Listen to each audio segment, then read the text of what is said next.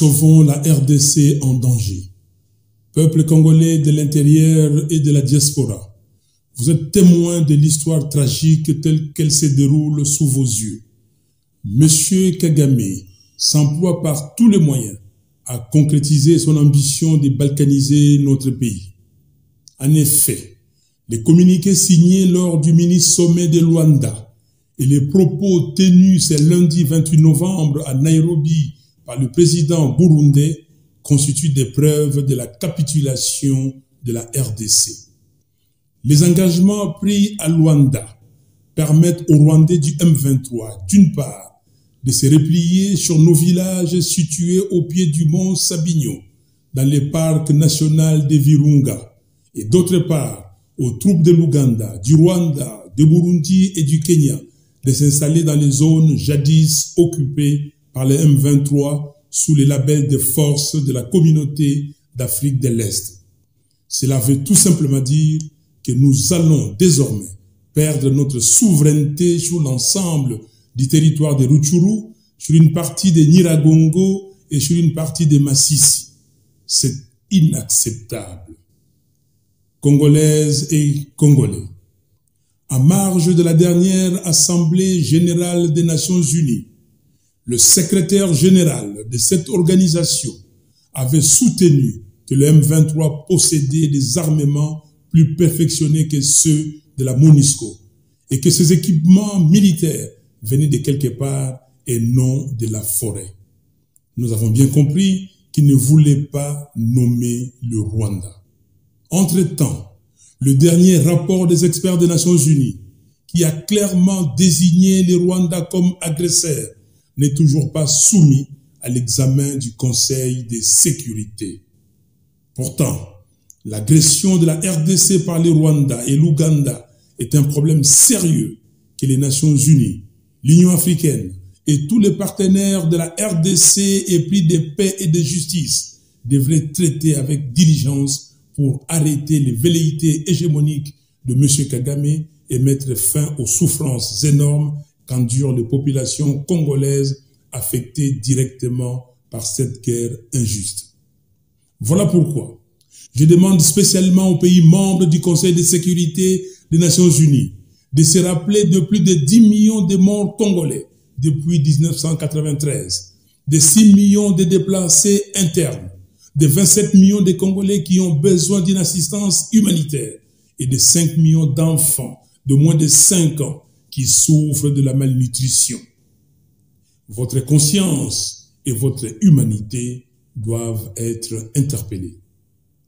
Quant à nous, Congolais, nous avons le devoir, conformément à l'article 63 de notre Constitution, de défendre l'intégrité territoriale de notre pays et donc de refuser qu'une portion de notre territoire national soit sous contrôle des forces étrangères de la communauté d'Afrique de l'Est.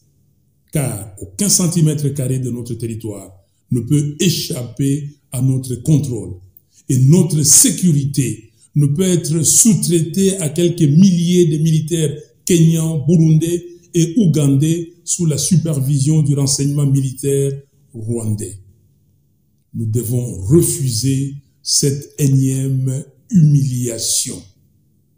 Le temps de l'autoprise en charge patriotique est donc arrivé. Jeunes de la diaspora, issus des parents congolais, appropriez-vous ces combats de libération de notre pays, organisez des manifestations publiques et saisissez les institutions des pays où vous vivez, notamment le pays de l'Union européenne, la Grande-Bretagne, l'Australie, les États-Unis d'Amérique et le Canada, pour protester vigoureusement contre l'agression de la RDC par le Rwanda et contre le projet de balkanisation de notre pays. Artistes et musiciens de la diaspora, faites connaître au monde entier la souffrance que vos frères, sœurs et parents vivant au pays endurent.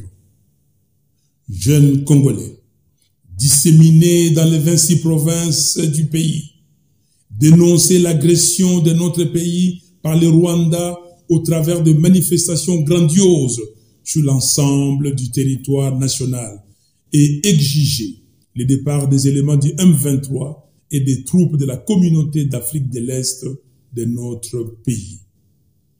Congolaises et Congolais, dans cet élan, je demande à toutes et à tous de répondre massivement à l'appel de l'Église catholique de marcher dans tous les diocèses de la République ce dimanche 4 décembre 2022 contre la balkanisation de notre pays.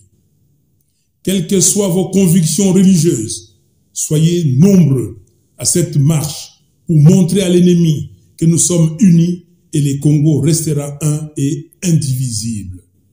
Congo Ekolo Moko. À vous combattants de nos forces armées, je vous exhorte à défendre avec patriotisme et bravoure l'intégrité de notre pays. Soyez rassurés que toute la nation est derrière vous.